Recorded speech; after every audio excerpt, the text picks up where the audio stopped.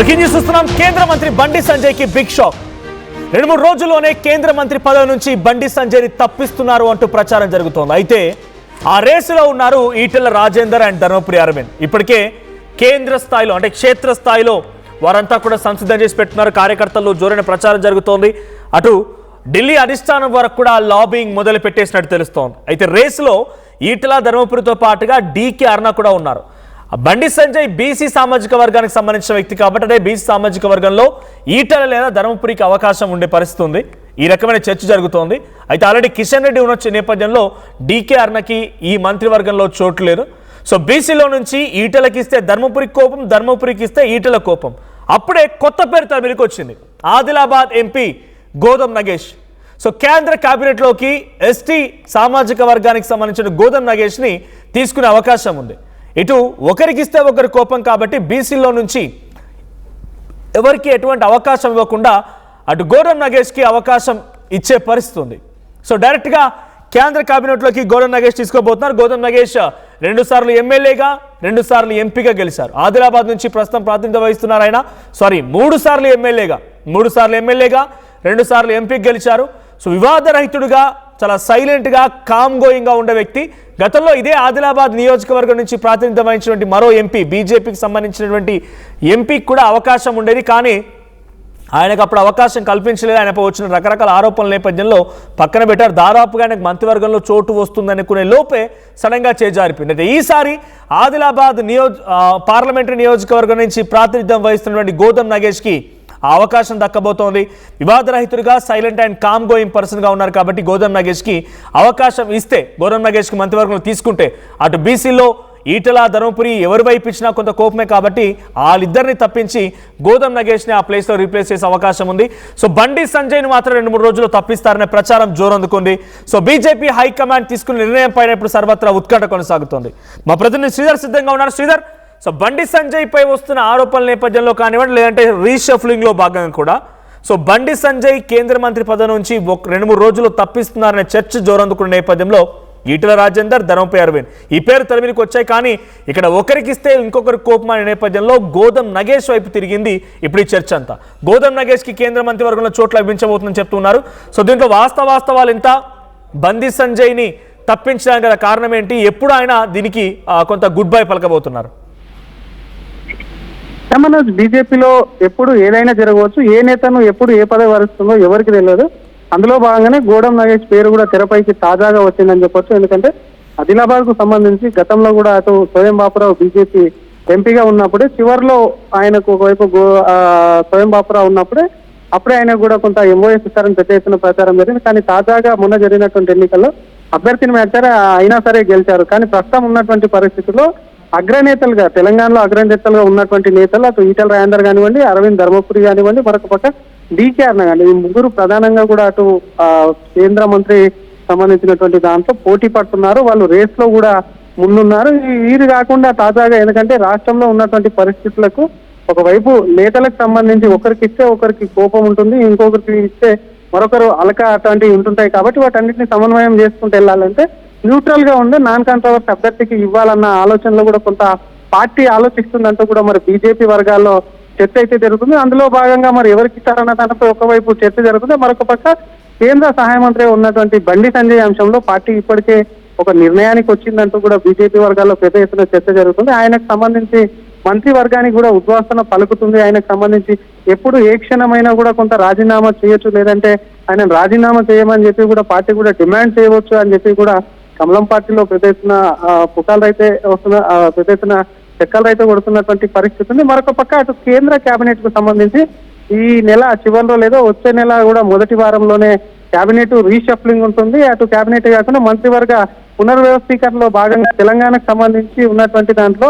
బండి సంజయ్ని తీసేస్తే ఎవరికి ఇస్తారన్న దానిపై ఇందాక చెప్పుకున్న పేర్లే కాకుండా మరొక పక్క ఇంకొందరు ఆశిస్తున్నప్పటికీ బయటకైతే పేర్లు రావట్లేదు. మనోజ్, అటు బండి సంజయ్కి సంబంధించిన అంశంలో రోజుకొక వార్త. ఎందుకంటే బండి భగీరథ అంశం ఆయనకు సంబంధించి ఒకవైపు ఇప్పటికే అటు పోలీసులు ఆయనకు సంబంధించి కూడా పట్టుకున్నారు. ప్రస్తుతం కూడా అటు జైల్లో ఉన్నారు. దానికి సంబంధించి పెద్ద ఎత్తున బండి సంజయ్కి చాలా డ్యామేజ్ జరిగింది కాబట్టి ఆయనకు సంబంధించి తొలగిస్తారని ముందు నుంచి చెప్పినప్పటికీ ప్రస్తుతం ఉన్నటువంటి పరిస్థితుల్లో బండి సంజయ్ మీద కొంత ఒత్తిడి కూడా ఉందని చెప్పొచ్చు మనం. ఎందుకంటే బండి సంజయ్ సంబంధించి కేంద్ర హోంశాఖ సహాయ మంత్రి, అటువంటిది బండి భగీరథ అంశం, అది కూడా పోక్సో కేసుకు సంబంధించినటువంటి అంశం కాబట్టి దానికి సంబంధించి రాజీనామా చేయాలని చెప్పి అటు ఒకవైపు టీఆర్ఎస్ నుంచి మరొకవైపు కాంగ్రెస్ నుంచి పెద్ద ఎత్తున డిమాండ్ వచ్చింది. నేషనల్ పార్టీకి సంబంధించినటువంటి దాంట్లో కూడా ప్రధాన ప్రతిపక్షమైనటువంటి కాంగ్రెస్ ఇతర పార్టీలకు సంబంధించి కూడా కేంద్ర సహాయ మంత్రి పదవికి బండి సంజయ్ ఆయన కుమారుడు చేసిన దానికి కూడా కొంత దానికి కూడా బండి సంజయ్ బాధ్యత వహిస్తూ ఆయన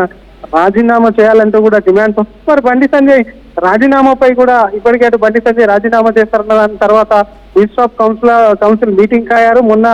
నిన్న జరిగినటువంటి రోజ్గార్ మేళకు సంబంధించినటువంటి అంశంలో ఆయన ఏపీలో వెళ్లి అనంతపూర్లో కూడా ఏపీ రోజ్గార్ మేళ కేంద్ర సహాయ శాఖ మంత్రి హోదాలో పాల్గొన్నారు. ఆయనకు సంబంధించి అటు ఢిల్లీ టూర్లో కూడా అటు కేంద్ర పార్టీ నాయకులు కానివ్వండి, జాతీయ అటు నేషనల్ పార్టీకి సంబంధించినటువంటి నేతలతో కూడా భేటీ అయ్యారు. భేటీలో పలు అంశాలతో కూడా కీలక చర్చించారు. బండి సంజయ్కి సంబంధించినటువంటి రాష్ట్రం నుంచి కూడా రిపోర్ట్ తెప్పించుకున్నాడు. అటు ఇంటెలిజెన్స్ తో ఒకవైపు, మరొకవైపు రాష్ట్ర అధ్యక్షుడు సైతం కూడా రిపోర్ట్ ఇచ్చి వచ్చినట్టు కూడా బీజేపీ వర్గాల్లో పెద్ద ఎత్తున చర్చ జరుగుతుంది. కాబట్టి బండి సంజయ్కి ఉద్వాసనగా కాకుండా మరొక పక్క కొత్త ముఖం అనేది కూడా తెర మీదకి వస్తుందంటూ బీజేపీ వర్గాల పెద్ద ఎత్తున చర్చ జరుగుతుంది. మరి కొత్తగా ఎవరు వస్తారన్న దానిపై ఇందాక పేర్లు చెప్పుకున్నట్టు మరి నాన్ కాంట్రవర్సీ ఇస్తారా, లేదంటే నేతలకు సంబంధించి ప్రస్తుతం ఉన్నటువంటి అగ్రనేతలకు సంబంధించి ఇద్దరిని 3 పేర్లలో ప్రధానంగా అరవింద్ ధర్మపురి కానివ్వండి, మరొక అటు ఈటెల రాజేందర్, డీకేఆర్కి సంబంధించి ముగ్గుట్లో ఇద్దరిని అక్కడ తీసుకొని ఒకరిని వచ్చేటువంటి రానున్నటువంటి రోజుల్లో ప్రస్తుతం ఉన్నటువంటి రాష్ట్ర అధ్యక్షుడి పదవి కాలం అయిపోగానే ప్రెసిడెంట్ చేస్తారన్న కూడా వార్తలు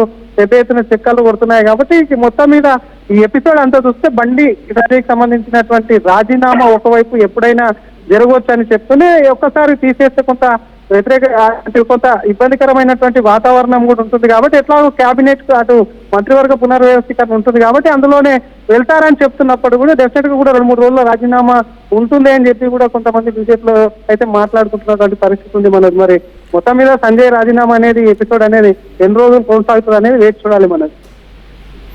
థ్యాంక్ యూ శ్రీధర్. సో మొత్తంగా గతంలో కూడా మిమ్మల్ని తొలగిస్తారట కదా, సోషల్ మీడియాలో జరిగిన ప్రచారం ఏంటంటే బండి సంజయ్ తొలగిస్తే కొత్త పార్టీ సైతం బండి సంజయ్ పెట్టబోతున్నాడు అనేటువంటి ఒక చర్చ సోషల్ మీడియాలో జరిగింది. దానికి ఆయన బీజేపీ కార్యాలయానికి వచ్చిన తర్వాత ఆయన మాట్లాడిన మాటలు ఏంటో వినండి. I will continue again. ఒకసారి బండి సంజయ్ ఏం మాట్లాడారో చూడండి.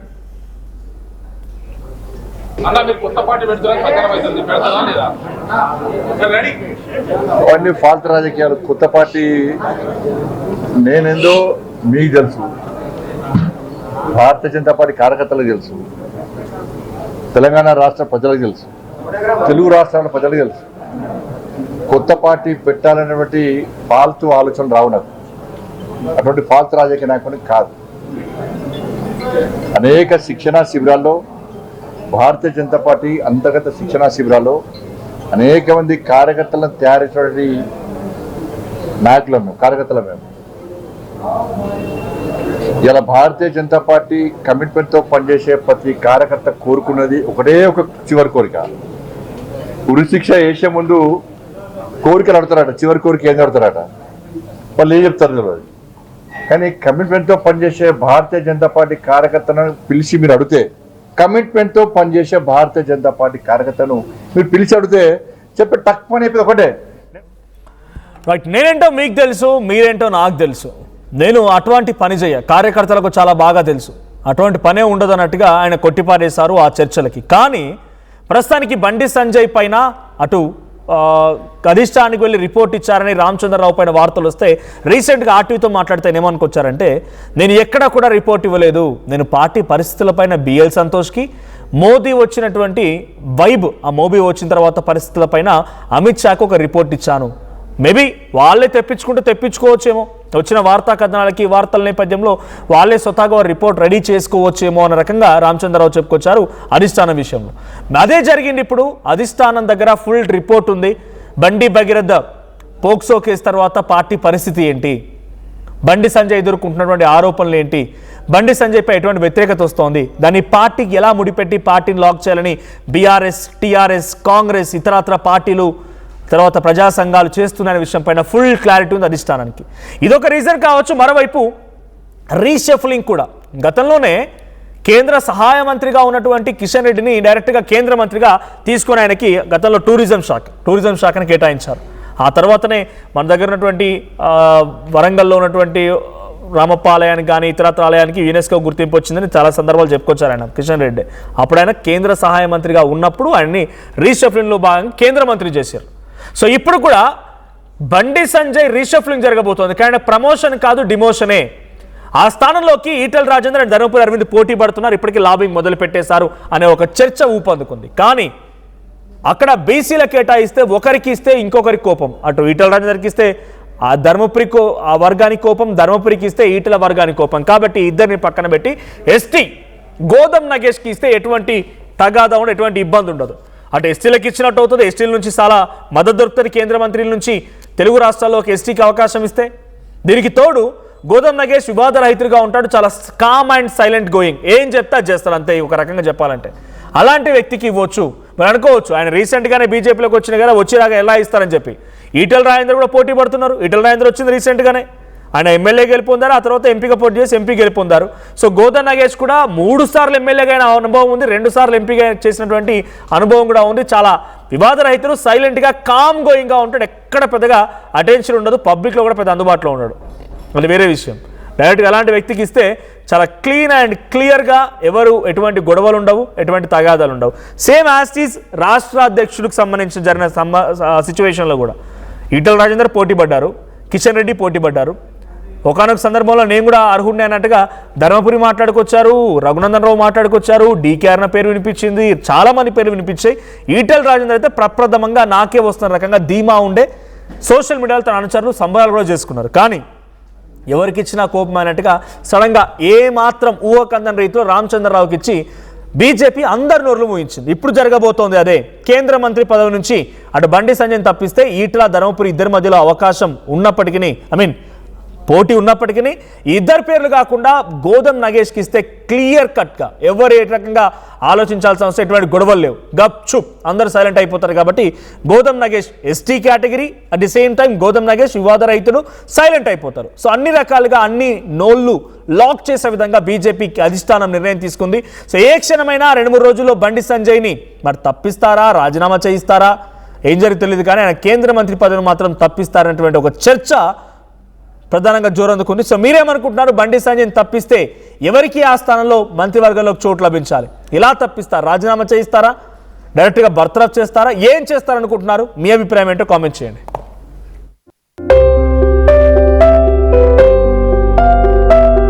చిన్న చిన్న ఆనందాలు 35 ఏళ్లుగా నా జీవితంలో లేవు. 35 ఏళ్లుగా నేను డైపర్లలో బ్రతికాను. 6 సెంటీమీటర్ల ఫిస్టులా నా మూత్రాశయంలో లీక్ కారణమైంది. ఎవరూ నాకు సహాయం చేయలేకపోయారు. ఏఐఎన్యూలో వైద్యులను కలిసే వరకు అక్కడ వారు రోబోటిక్ శస్త్రచికిత్సతో నాకు పరిష్కారం ఇచ్చారు. వారు నా ఆత్మవిశ్వాసాన్ని కూడా తిరిగిచ్చారు. Precision care makes it possible.